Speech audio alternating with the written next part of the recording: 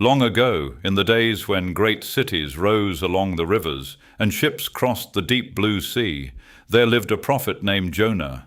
He listened for the voice of God, and one quiet morning that voice came to him. "Jonah," the Lord said, "go to the great city of Nineveh. Tell its people that I have seen the wrong they do. Tell them to turn back to me." Now Nineveh was far to the east, beyond mountains and deserts. It was huge and proud, and Jonah did not like the people there. So Jonah did something rather surprising for a prophet. He ran the other way. He hurried down to the port of Joppa, where the salt wind smelled of rope and fish. He paid his fare and climbed aboard a wooden ship bound for Tarshish, a faraway harbor in the opposite direction. Surely, Jonah thought, I can sail away from the work God has given me. And he went down inside the ship, lay on a coil of rope, and fell fast asleep. But the Lord sent a great wind across the sea.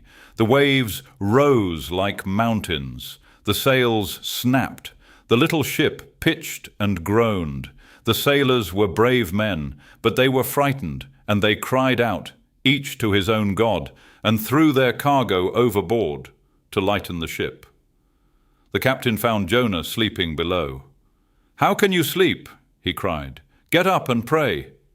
Up on deck, the sailors cast lots to find who had brought this storm upon them, and the lot fell on Jonah. He looked at them and sighed. "I am a Hebrew," he said. "I worship the Lord, the God of heaven, who made the sea and the dry land.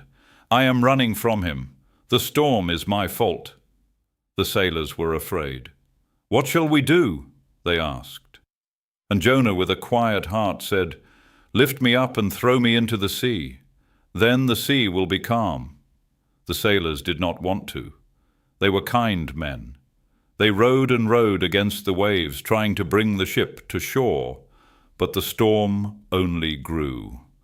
At last they prayed, "O Lord, do not hold this against us." And they lifted Jonah and let him slip into the deep. And the moment Jonah hit the water, the sea grew still. The wind hushed. The sailors stood in wonder. And there on the rocking deck they worshipped the God of heaven. But Jonah did not drown.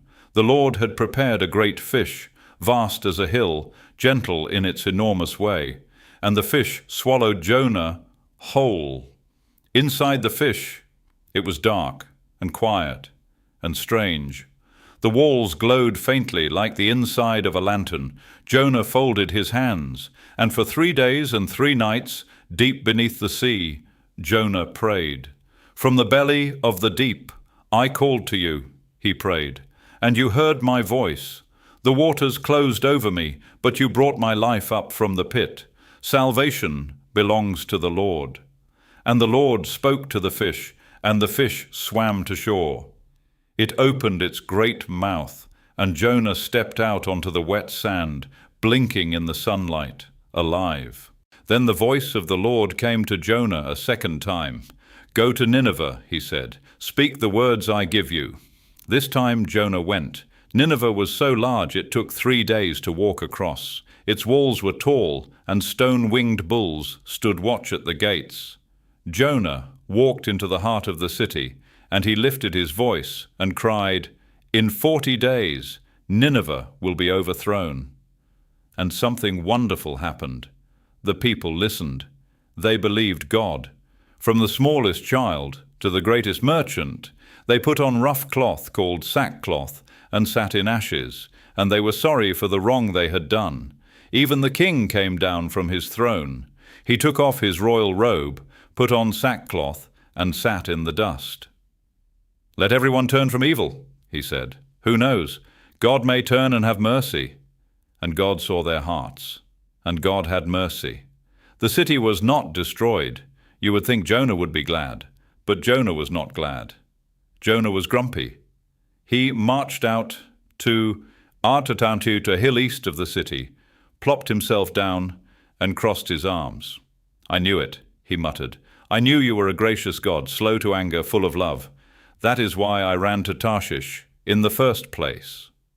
The sun beat down, so the Lord, kind even now, caused a leafy plant to grow up beside Jonah and shade his head. And Jonah was very happy about the plant.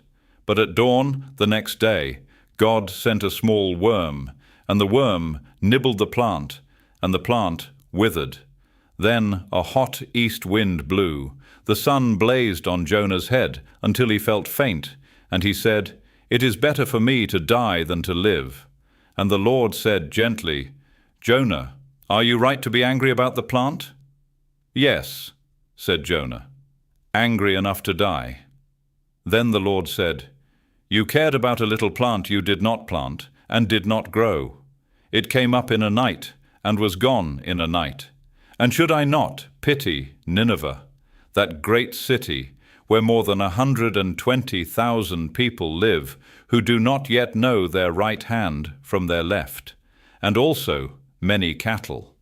And there, on a hillside under a wide and watching sky, the book of Jonah ends. With a question hanging in the warm wind. God's mercy, it turns out, reaches farther than ours, and that is very good news for all of us.